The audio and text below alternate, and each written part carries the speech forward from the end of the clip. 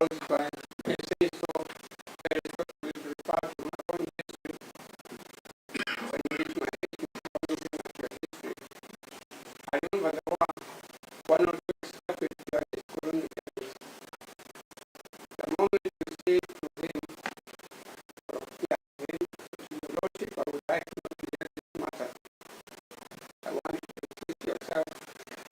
His response was, okay, Khaminwa, if you don't want to remain here in this case, then not at all. That is the attitude. Those of us who have the advantage of receiving higher education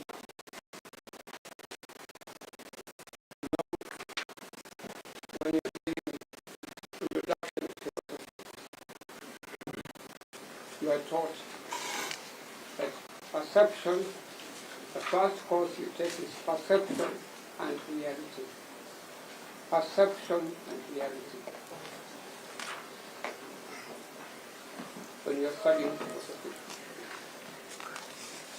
perception is a very important concept when it comes to the arena of politics.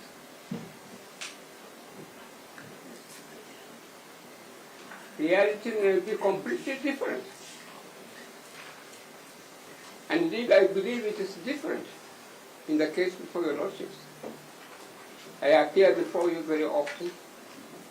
I've never entertained any idea about your standing in relation to justice. But the perception now that has been painted by my able, learned friends, clients, Mr. Ndebondiru, Mr. Kibe, and Mr. Macharia, that there is a sizable portion of the Kenyan population which will not be happy to hear you sit and listen to this case at all. And may I remind your lordship very respectfully, impeachment is politics of the country. There is no way you can move away from that at all. I would respectfully refer you to a book I've taken the trouble to read. Your Honor, sorry for the interruption. We are muted again. Perhaps you could be unmuted so that we follow the proceedings. I wonder why it has happened in respect of Khaminwa.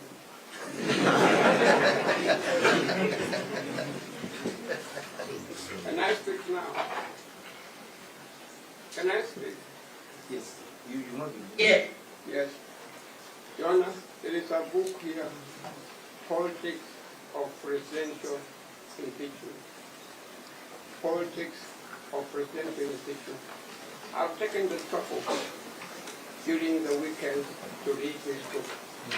Impeachment is politics of the country. There's no way you can remove it from the politics of the country. And that's why I'm saying very respectfully that as you have been told, there are some people who feel very strongly that it should not be exist. Get out. Let them get other judges to hear the case. You have no best interest in the matter. There's no reason for you to remain in the case when other people do not want you to hear the case at all.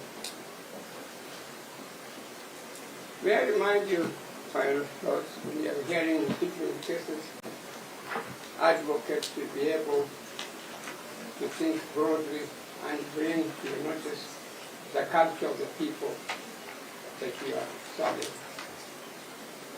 There is a little song that is a song that is sung by a little girl in Kenya. To those of us who listen to Kenyan radio may have heard of it. She says in Kiswahili, Kenya ni nchi ya watu wa akili kidogo. She sings very beautifully. Kenya ni nchi ya watu kidogo na wanataka kitu kidogo ndio wafanye kitu. Majority of our people are not the people who are in this country before. Majority of our people are people who have not had the advantage of receiving the education, the training that the judges and the advocates, the members who are in this room. And as one of my land friends very aptly pointed out, majority of the people believe that the case before you has been engineered by the politics of the country. And if some of them believe that your lordship cannot hear them, again, I say to you very, very respectfully, you stand to lose nothing. You better leave the case, let other people hear the case, and you will continue to maintain the law. My lord, to go back to the politics of the impeachment, this matter was passed at the National Assembly. The National Assembly very overwhelmingly stated that the deputy president had been impeached. It was then referred to the Senate, and the Senate again stated very overwhelmingly that the deputy president was guilty and convicted accordingly. My lord, the stories that one hears in the streets of Nairobi, the stories that one hears elsewhere, you cannot afford to deny or ignore it. Stories like members of parliament were each given handsome amount of money. That may be so, or may not be so, but it doesn't matter. They have made the point that members of parliament received bribes, and they handed down a decision which majority of people believe that it was a corrupt decision. You cannot afford to ignore that. Now, when you go to the Senate, you are told the same thing, that members of the Senate received money in what is called white partial or something of the sort, white partial. They received money from known people. Again, you cannot afford to ignore that at all. Now, when they come to the judiciary, they expect the best. They expect people who have got integrity.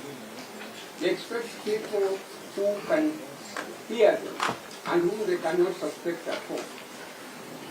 But if then they are suspecting some people, whether truthfully, whether honestly or not, it is my humble submission, the natural thing as a judge, if I was sitting where your lordship are sitting, I would say, as Khaminwa, I'm walking out.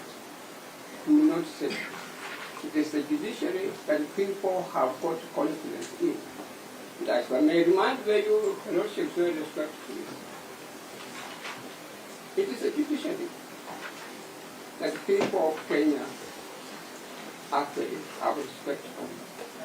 It is the judiciary, the judges, that people think that can do good to Kenya. When we had a program in the year 2007, it is the judiciary that served the country. When we had a program recently during the time of President Uhuru Kenyatta, and the matter went to the Supreme Court, it is again the judiciary that saved the country. Now, if you find people now are questioning the very institution of the judiciary, it's my humble submission that as a judge, just say thank you, I'm moving out. That does not necessarily mean that there is something wrong with you at all. And as I've said, my lord, I've spent many years appearing before your lordship as the Justice of Honor in Mombasa. At no time did anybody ever open his mouth and say to me that, Khaminwa, this Justice Okora is this, is this, is this, is this. Nobody ever did it. My Lord, Mr. Justice Moreno, I've had the privilege of appearing before you in many cases. There are cases where you have given me ruling. There are cases where you have not given me orders at all. But at no stage did I ever entertain an idea that there's something wrong with Justice Moreno. We have confidence in all of you. But now, this conflict of perception. There are some people who feel very strongly that Justice Okora should be out. Justice Moreno should be out. And let the judge, may I say, I'm letting you, I'm not discriminating against you. I'm one who has fought for rights of women. And I kept on shouting very loudly that we want women judges. I have not had the fortune of appearing before you very often. Actually, you have on a couple of times. My memory is letting me down. But my Lord, may I say, I have had the opportunity of appearing before you. And may I say this much, my Lord, if you go and check the Judicial Service Commission records, you will not find a single letter from John Khaminwa complaining against any judge. I have never done such a thing at all. It's because I've got confidence in our judges. I've got confidence in our magistrates that they deliver justice. But I'm just saying you, my Lord and my lady, if at this time we have some people who feel very strongly in the camp because they may not get justice before you at all, please walk out. Don't continue to hear the truth. And indeed, the people who are saying that your lordships or my lady do not hear this case, when they are speaking, you cannot really criticize them. They have got some valid complaints. My Lord, United States of America, which I had the opportunity and the privilege of getting and studying their jurisprudence, they gave me additional legal education. United States of America, which has an impeachment provisions like Kenya, for 200 years, there is no president or deputy president who has been impeached, and the impeachment has succeeded. None at all. None at all. Kenya, a young country which got the first constitution involving impeachment provisions, came into operation in 2010, and in 2024, we are now being told the deputy president has been impeached successfully, has been found guilty. Is it unreasonable to suspect there is something wrong? Is it unreasonable to suspect that someone is doing something wrong? Gachagua may be an actor, may not be properly educated, but he's a deputy president of the Republic of Kenya. Why should he be the first one within such a short time to be impeached in the country? Can't you suspect there is something wrong? That you are not doing some things properly? That America, which has had impeachment provisions for 200 years, has never successfully convicted someone for impeachment as well as a politician. Thank you, Dr. Khaminwa. Thank you very much. May I say thank you, but may I say with your respect, I would appreciate if you would uphold the submission. Thank you. Just 2 minutes, my lords. In considering this application for recusal, I plead that you bear in mind the following. One, your brother, Mr. Justice